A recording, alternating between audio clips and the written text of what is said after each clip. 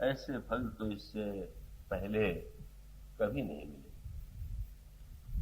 शबरी संकोच में गड़ी हुई हैं।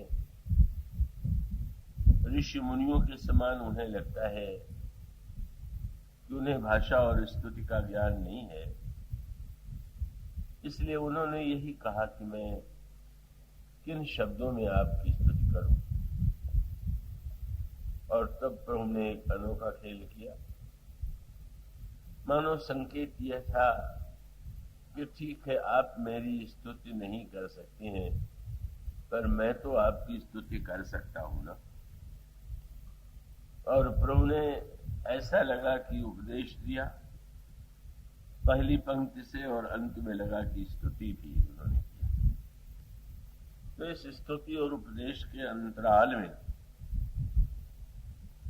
भगवान श्री राम भक्त के 9 रूपों का वर्णन करते हैं। उन्होंने कहा, पहली भक्ति है संतों का संग, और मेरी दूसरी भक्ति है कथा संग में रति होना।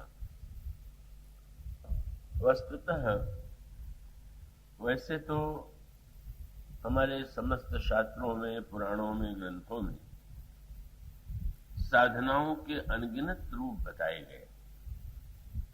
कितने नियम हैं, कितने प्रकार की यज्ञ हैं, योग का स्वरूप, दान का स्वरूप और तपस्या का स्वरूप, और वो सभी साधन किसी न किसी व्यक्ति के लिए उपयोगी होते हैं।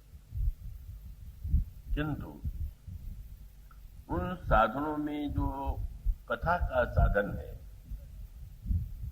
उसमें जो विलक्षणता है वो किसी अन्य साधन में नहीं।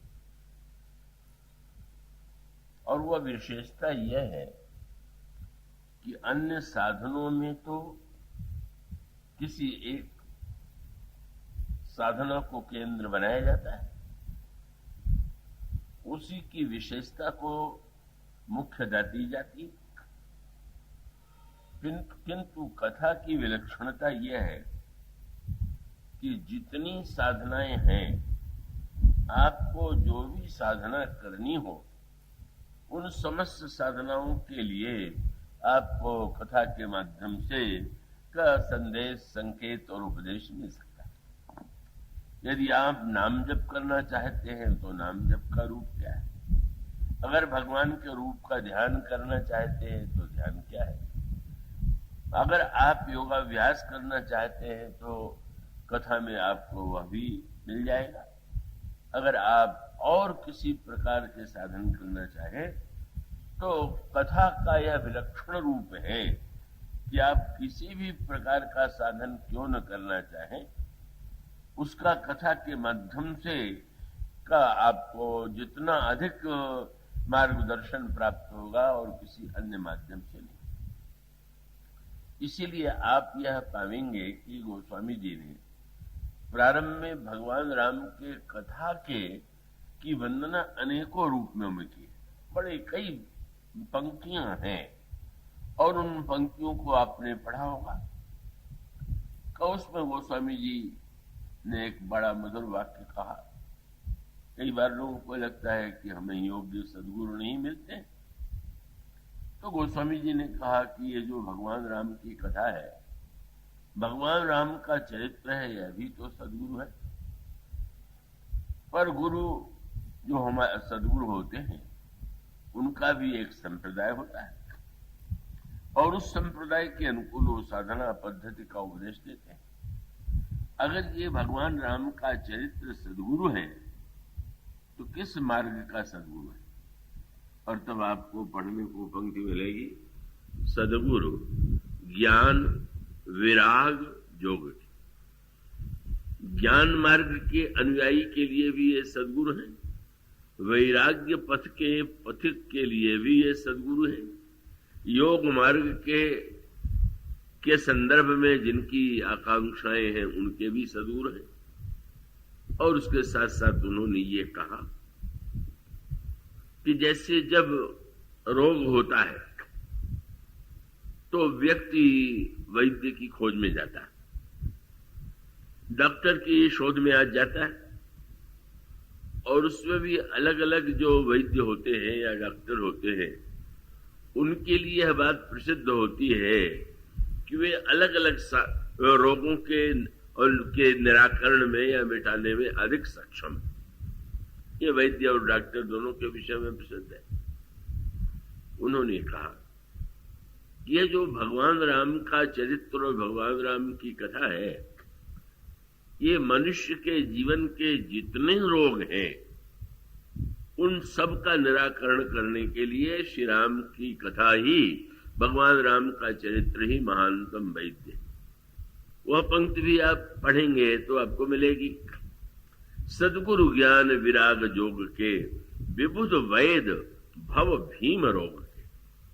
चाहे जो मन का रोग हो, उन समस्त मन के रोगों का निराकरण करने के लिए का इनसे बढ़ करके कोई सद्गुरु नहीं मिलेगा, न वैद्य मिलेगा। और उन्होंने कहा अगर लड़ने की स्थिति आवे तो आपस में तो लोग लड़ते ही रहते हैं, लेकिन अगर बुराइयों से लड़ने की इच्छा आवे तो उनका व्यापी रहो संसार मह माया कटक प्रचंड सेनापति कामादिवट दम्भ कपट पाखंड।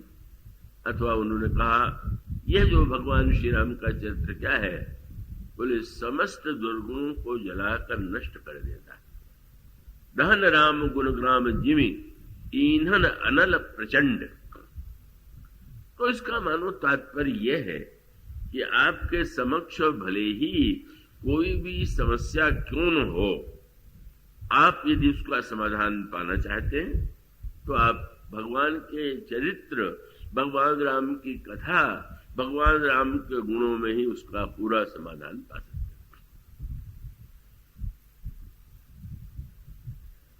आप इसीलिए देखेंगे कि आज से लेकर के अंत तक कोई विषयी है, कोई साधक है, कोई सिद्ध है, राम कथा सबके लिए परम उपादेय है, परम कल्याणमयी। इसलिए आप आदि से लेकर के अंत तक भगवान राम की कथा और चरित्र का जब प्रसंग पढ़ेंगे तो आपको एक बात बार बार आपके सामने आएगी। भगवान श्री राम महर्षि विश्वामित्र के साथ उनके वन आश्रम में आते हैं और राक्षसों का वध करके यज्ञ को पूर्ण करा देते हैं। पर यज्ञ के पूर्ण होने के बाद भी भगवान श्री राम वहां पर रुके रहे।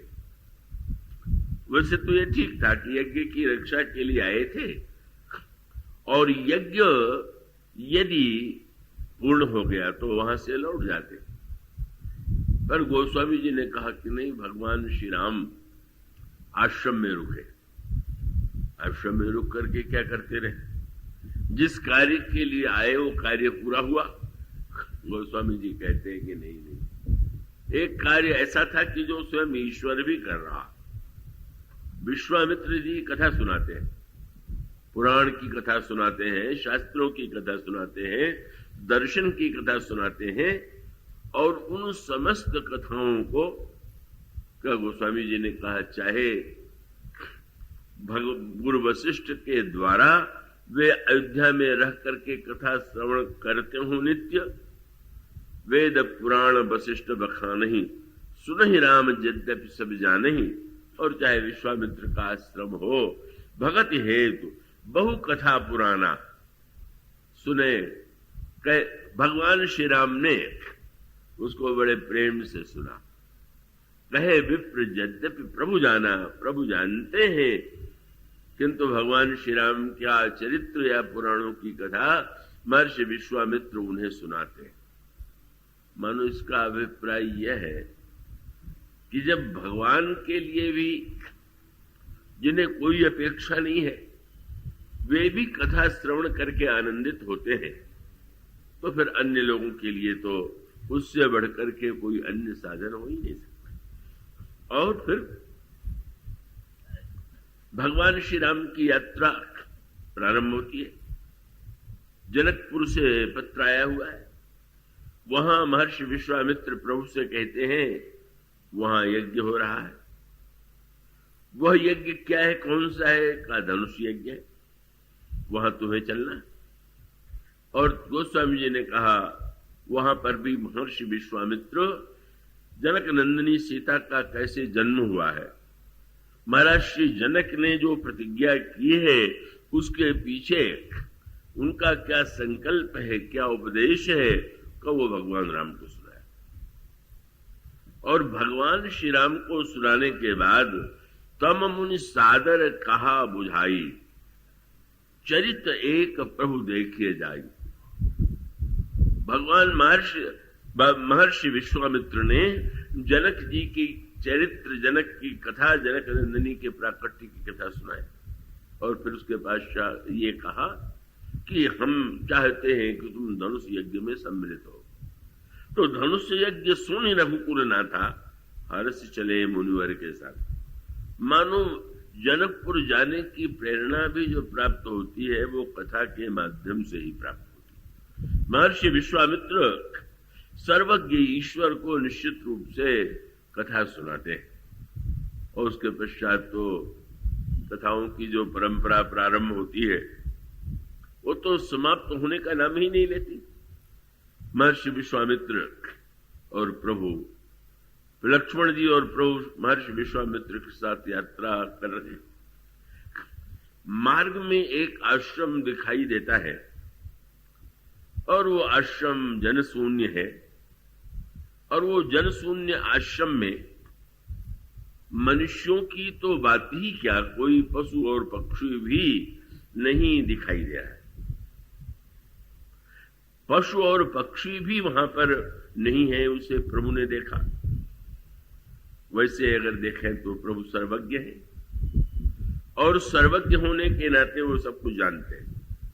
लेकिन बहुत बड़े महत्व का सूत्र हम सबके लिए है।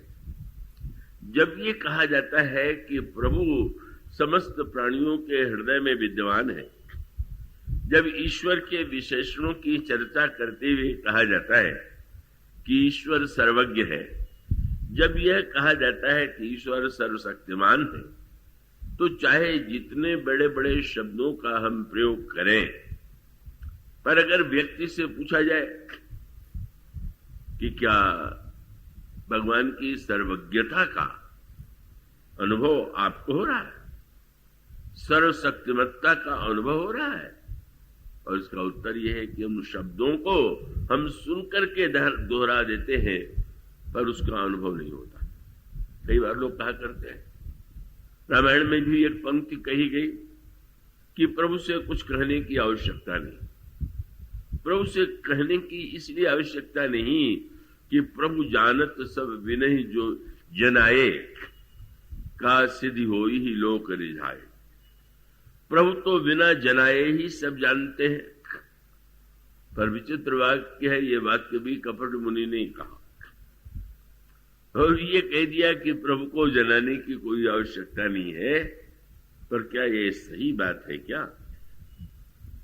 तो इसका उत्तर यही कि नहीं नहीं, प्रभु भले ही सब कुछ जानते हो, प्रभु भले ही सर्वशक्तिमान हो, लेकिन सब सर्वशक्तिमान और सर्वज्ञ होते हुए भी जब तक आप अपनी बात उनसे नहीं कहेंगे,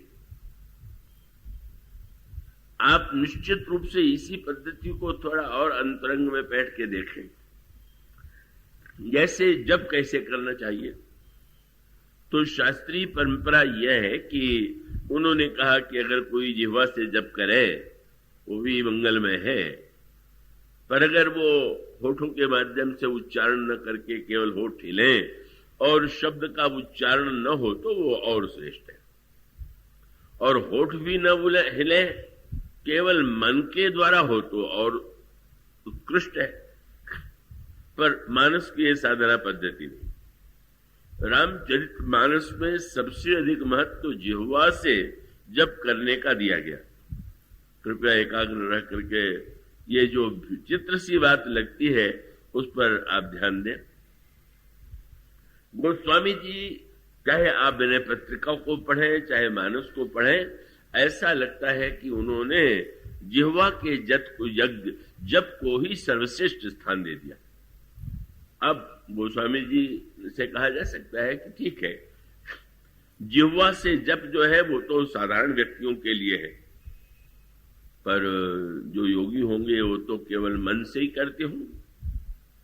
गोस्वामी जी की पंक्ति आप नाम वंदना के प्रसंग में पढ़िए। गोस्वामी जी कहते, नाम जी है जप जागरण जोगी, विरति विरंच प्रपंच वियोगी। बड़े बड़े योगी जो है वो जिह्वा से भगवान के नाम का जप करके उस महत तत्व का, उस दिव्य तत्व का अनुभव करते हैं। गोस्वामी जी जिह्वा पर इतना बल क्यों देते हैं? क्या ये क्यों नहीं कह देते कि ये तो बहुत बढ़िया उपाय है? कि जब कोई व्यक्ति ये कहता है, और अगर वो ये कहता है कि भाई हम तो माला आदि को दिखावा समझते हैं, हम तो बस मन ही मन करते हैं, तो सत्य भी हो सकता है और केवल न करने का एक बहाना भी हो सकता है। इसका अर्थ ये है कि भाई हम कहते हैं कि हम दिखावा नहीं करना चाहते, इसलिए माला से जब क्यों करें, कि जब तो मन में ही होना चाहिए। तो बात तो सब ठीक ही है, ये भी ठीक। अब वो प्रसिद्ध वाक्य है, गंगा स्नान की क्या आवश्यकता? संत कबीर ने बार बार इसकी ओर संकेत किया, तीर्थ में स्नान करने से क्या होगा, मूर्ति का पूजन करने से क्या होगा, या केवल माला लेकर के जप करने से क्या होगा। माला तो कर में फिरे, जीव फिरे मुख माही, मनुआ तो 10 दिस फिरे, यह तो सब सुन नहीं। ठीक है, जिन संतों ने यह बात कही उनका एक अपना दृष्टिकोण है कबीर ने, और अनेक ग्रंथों में इसका वर्णन किया गया, पर इसका दूसरा पक्ष बड़े महत्व का है, और उस पक्ष को मानस में अत्यधिक महत्व दिया गया। और वो पक्ष यह है कि कहीं ये सारी वस्तुएं जो हैं वो हमारे जीवन में इसको अपने आलस्य या प्रमाद को छिपाने के लिए आड़ न बन जाए। और उसका अर्थ है कि किसी से कहा जाए कि भाई गंगा स्नान करने चलेंगे, और कह दे गंगा तो अपने हृदय में ही है, मन चंगा तो कठौती में गंगा। तो बात हो सकता है सही, पर क्या सचमुच मन चंगा है क्या? कि केवल दूर न जाना पड़े, स्नान न करना पड़े, इसलिए आपने वो वाक्य दोहरा दिया। इसलिए वस्तुतः व्यक्ति ऊंचे सिद्धांतों की आड़ लेकर के केवल अपनी जो उसकी दुर्बलताएं होती हैं, उसका प्रमाद, आलस्य और तमोगुण होता है, उसके समर्थन में वो प्रयोग करता है। इसलिए भक्ति शास्त्र की परंपरा यह है कि अगर लोगों को दिखावा भी लगे, ठीक है, आपने कह दिया मन में जब करते हैं तो आप बड़ी ऊंची स्थिति में। एक व्यक्ति माला लेकर के जब करे तो कहें बड़ा वो दिखावा कर रहा, पर कम से कम कर रहा है। आप कर रहे हैं कि नहीं कर रहे हैं इसका तो कोई पता नहीं। आप कह रहे हैं, पर आपको क्या स्मरण होता है क्या? बल्कि गोस्वामी जी ने तो बड़ा विनोद भरा वाक्य कहा। तुलसीदास जी तो तुलसी की माला भी पहनते थे, जब भी करते थे माला पर। तो किसी ने गोस्वामी जी से कहा कि महाराज ये इस तरह के जप करना क्या दम्भ नहीं है? दम्भ माने दिखाने की चेष्टा। तो मैंने पत्रिका में गोस्वामी जी ने ऐसी साहित्यिक भाषा में बड़ी मीठी बात कही। उनका दम्भ हो कलि नाम कुंभज सोच सागर सोस। दम्भ से लिया गया भगवान का नाम भी कुंभज है और शोक सागर को सुखा देता। व्यंग्य क्या है कि ठीक है, जैसे समुद्र विशाल है और अगस्त जो है उनका जन्म तो घड़े से हुआ, लेकिन वो घड़े से जन्म लेने वाले अगस्त ने समुद्र को पी लिया। सही न लगने पर जैसे वो सही है, उनका जैसे कुंभज जो है समुद्र को पी लेते हैं, इसी प्रकार से दम्भज राम नाम भी शोक को सौंप लेता। अगर कुंभज सोख लेंगे तो दम्भज क्यों नहीं सोख लेगा? ये गोस्वामी जी की कितनी बड़ी आस्था है। अरे दम्भ के स्थान पर गोस्वामी जी कह सकते थे दम्भ छोड़ो, दम्भ तो छोड़ देना बहुत अच्छी बात, कपट छोड़ देना तो बहुत अच्छी बात, पर वह बड़ा अभी वर्तमान के संदर्भ में महात्मा गांधी हुए, उनके वो डायरी में बात आती है, किसी महिला ने कहा कि पहले तो मैं माला से जप करती थी पर मन तो लगता नहीं था, तो मुझे लगता था कि ये तो दिखावा है और कपट है, इसलिए मैंने जप करना छोड़ दिया। तो महात्मा जी ने ये नहीं कहा कि बहुत अच्छा आप निष्कपट हो गई तो बहुत अच्छा आपने किया, उनका देवी आपने तो उल्टा अर्थ ले लिया। त्याग करना चाहिए था कपट का, त्याग कर दिया माला का। उसका अर्थ ये है कि भाई हम चेष्टा ये करें, गोस्वामी जी का ये अर्थ नहीं ले लीजिएगा कि दम्भ ही करना चाहिए, कपट ही करना चाहिए, उल्टा अर्थ हो जाएगा। उनका अभिप्राय ये है कि अगर दूसरे को प्रतीत हो और मान लीजिए कुछ दिखावे की वृत्ति भी शेष हो, तो दिखावे के लिए तो आप अनेक काम करते हैं। आप बढ़िया वस्त्र दिखावे के लिए पहनते हैं, आप धुले वस्त्र और नए नए रूप रंग वाले वस्त्र दिखावे के लिए पहनते हैं, आप विवाह करते हैं तो उसमें न जाने क्या क्या दिखावे के लिए करते हैं। जीवन के हर क्षेत्र में तो आप दिखावा करते हैं, और जब नाम जप की और भक्ति की बात आती तो कहते हैं हम दिखावा नहीं करते। कैसी विचित्र विडंबना है। अगर आपके जीवन में सचमुच बिल्कुल कोई दिखावा हो ही नहीं तो आपको एक कहने का अधिकार हो सकता है, पर पग पग पर हर क्षण दिखावा करें और केवल हम भक्ति का दिखावा नहीं करेंगे, इससे बढ़ करके मनुष्य अपने आप को ठग रहा है, इसका ही ये प्रमाण। तो सुंदर संकेत क्या है, गोस्वामी जी जिह्वा से बल क्यों देते हैं, वो कितनी मीठी भावना है उनकी, वो सोचिए। उन्होंने ये कहा, पूछा गया कि आप राम नाम का जब जप करते हैं तो आपको मंत्र में क्या दिखाई देता है? इसमें जो दो अक्षर हैं रा और म, आपको कैसे प्रतीत होते हैं? तो उनका मेरे तो माय बाप दुई आखर हो शिशु अरनि अरो। रा और मां मुझे अक्षर मंत्र नहीं है तो मां और पिता के समान दिखाई देते हैं, और मैं तो बच्चे की तरह। कितनी बढ़िया बात है। क्या बच्चा दूध के लिए जब वो भूखा होता है तो क्या वो मानसिक जप करने लगता है कि मुझे भूख लगी है मां तुम दूध पिलाओ? वो तो चीखेगा, चिल्लाएगा, पुकारेगा। मानो संकेत ये है कि भक्त ये कहता है कि अगर हम केवल मन से ही सब कुछ करेंगे तो जो इंद्रियां हैं इसका क्या उपयोग करेंगे? वेदांत में तो मान लीजिए केवल विचार का उपयोग है, पर भक्त शास्त्र का कहना तो ये है कि ये जितने अंग हैं उनका उपयोग कीजिए। कई लोग कहते हैं कथा में क्यों नहीं जाते आप, कोई नहीं जाने वाले से पूछ दे। कह सकता है कि भाई मुझे कथा में रुचि नहीं है, लेकिन कई लोग कहा करते हैं कि नित्य सुनने से क्या होगा, मैंने तो एक दिन सुन लिया उसी को उतारने की चेष्टा कर रहे हैं। क्या बढ़िया बढ़िया बहाने चुन लिए गए हैं। इसका अर्थ ये हुआ कि हम निरंतर ही व्यर्थ की बातों के द्वारा अपनी उस वृत्ति को छिपाते हैं। वस्तुतः उसका केवल तात्पर्य, जब गोस्वामी जी से कहा गया कि आप भगवान की सुंदरता का वर्णन क्यों करते हैं, उनके चरित्र का वर्णन क्यों करते हैं, गुण स्वभाव का वर्णन क्यों करते हैं, तो आपको कविता रामायण में उत्तर देते हैं कि भाई अपने पास तो सब है। क्या बोले? श्री राम स्वरूप अगाध अनूप बिलोचन मीनन को जल है। भगवान का जो रूप है वो मानो नेत्र रूप जो मछलियां हैं उनके लिए जल है। और फिर कान बोले श्रुति राम कथा, कजिह्वा बोले मुख राम को नाम, और फिर हृदय बोले ये पुण्य राम ही कोथल है। मति राम ही सो रति राम ही सो, गति राम सो राम ही को बल है, सब कीन कहे तुलसी के मते इतने जग जीवन को फल है।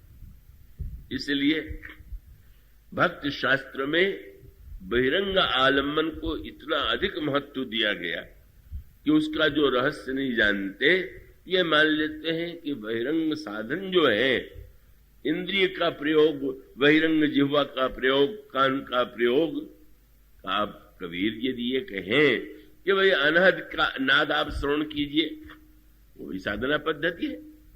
कई लोग अनहद नाद सुनने में समर्थ होते हैं।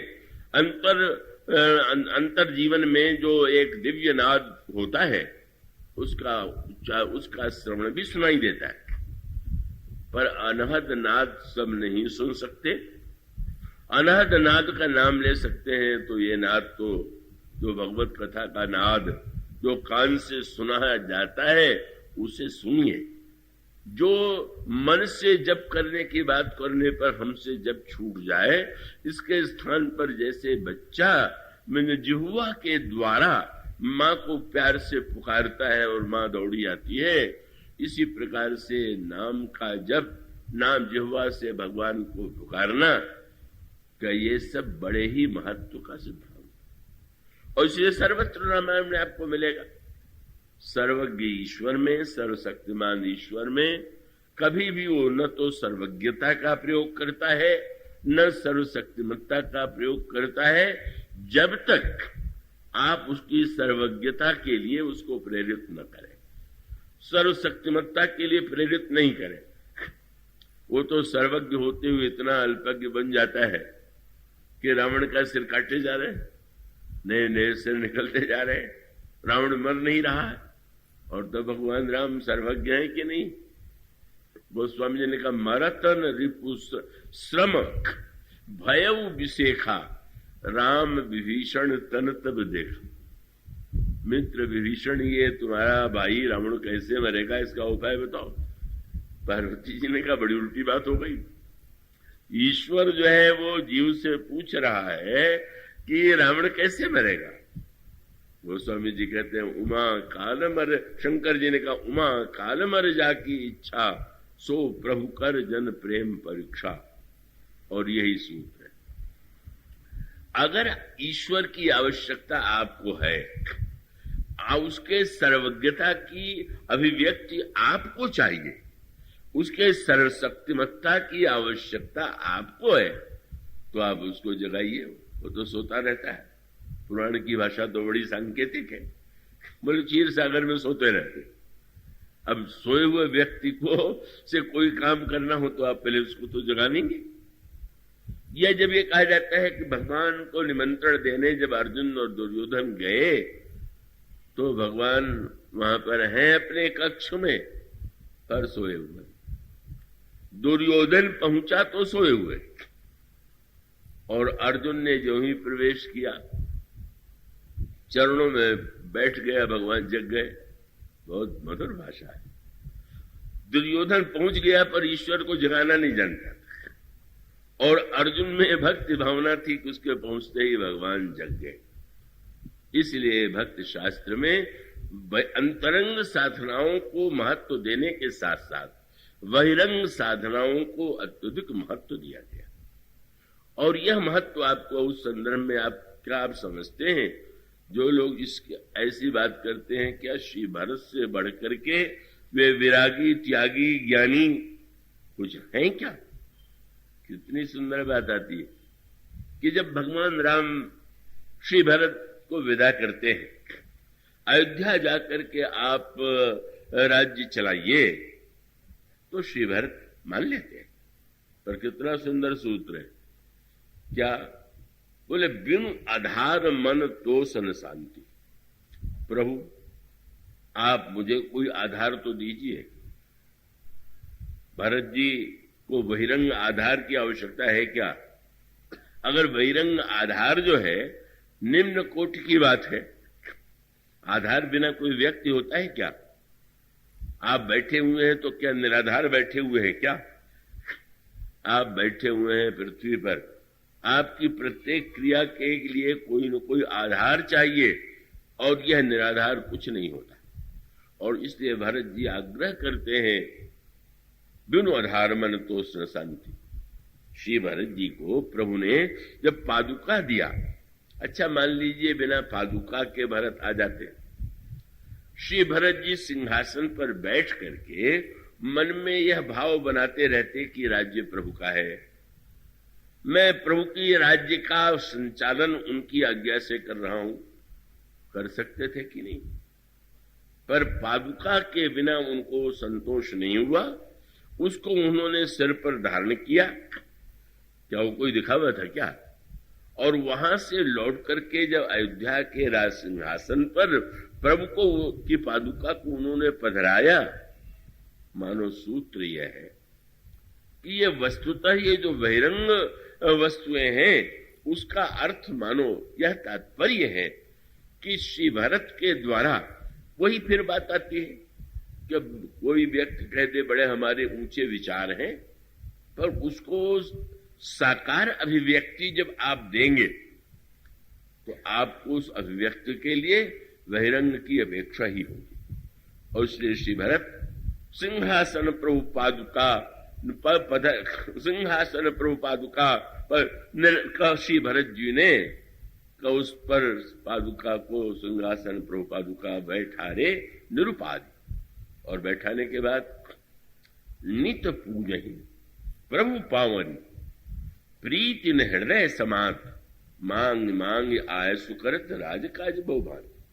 वो पादुका की नित्य पूजा करते हैं और जितने काम करते हैं वो पादुका से आज्ञा लेकर के करते हैं, पर उसका मूल तत्व यह है और यह बड़े महत्व का सूत्र है कि बहिरंग के बिना व्यक्ति कभी कभी अंतरंग में इतने जल्दी अपने आप को बदल लेता है और वो उसकी विकृतियां उसको कहां तक पहुंचा देती हैं कोई सीमा नहीं। इसलिए वस्तुतः भगवान बिना जनाए जानते हैं। कपट मुनि ने जो ये कहा, अगर ये सच होता तो हम लोगों की सब बात जानते होंगे, पर सहायता तो नहीं कर रहे हैं कहीं से, परिवर्तन तो कुछ कर नहीं रहे। आप उनको सर्वशक्तिमान कह रहे हैं पर वो आपको बचा नहीं रहे, आप उनको सर्वज्ञ कह रहे हैं पर आपकी समस्याओं को जानते हुए नहीं दिखाई दे रहे।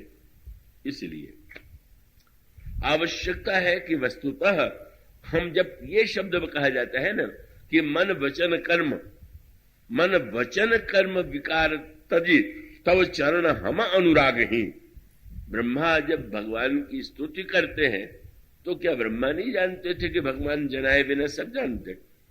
पर कितनी जय जय सुरनायक जन सुखदायक प्रणत पाल भगवंता। इसलिए वस्तुतः यह जो गुरु की भूमिका है, यह संत की भूमिका है। पर गोस्वामी जी ने तो यही लिखा, प्रभु ने जो ही आश्रम को जनशून्य देखा तो जनशून्य देखने के बाद प्रभु ने पूछा, महाराज आश्रम एक अधिक मग माही खग मृग जीव जंतु को नहीं पूछा मुनि। शिला प्रभु देखी, महाराज ये आश्रम में पशु पक्षी मनुष्य क्यों नहीं दिखाई दे रहा? क्या है? विश्वामित्र जी कह के छुट्टी ले सकते थे कि नहीं तुम सब जानते हो, मैं नहीं बताऊंगा। पर गोस्वामी जी ने कहा कि नहीं। जब उन्होंने पूछा तो पूछा मुनि शिला प्रभु देखी तो सकल कथा मुनि कही विषय की। यह कथा सूत्र माने कथा वह माध्यम है कि जिस माध्यम के द्वारा का अपनी गुरु के माध्यम से गुरुदेव ने उस कथा को ऐसे रूप में प्रस्तुत किया कि भगवान के हृदय में कृपा और करुणा का संचार हो, और कृपा और करुणा के द्वारा उस अहिल्या के रूप में जो बुद्धि की जड़ता है। मानो गोस्वामी जी विनय पत्रिका में भगवान राम से कहते हैं कि प्रभु मैंने सुना है कि त्रेता युग में आपने अहिल्या जो पत्थर की बनी हुई थी उसका आपने उद्धार कर दिया, पर मुझे विश्वास तो तब होगा जब यह आप करके दिखावें।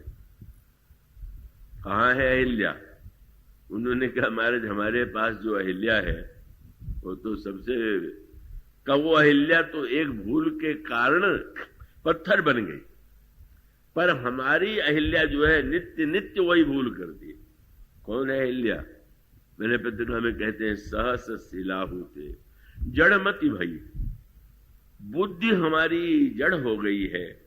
उस बुद्धि ने एक बार धोखा खा लिया, वह इंद्र को गौतम समझने की भूल कर बैठी और उसे श्राप मिला तुम पत्थर हो जाओ। और वही भूल हम नित्य हमारी बुद्धि धोखा खाती रहती है। ऐसी जड़ता का उदय हो गया है और इस जड़ता के विनाश के लिए कथा की अपेक्षा है। कथा के द्वारा एक उद्धार होता है।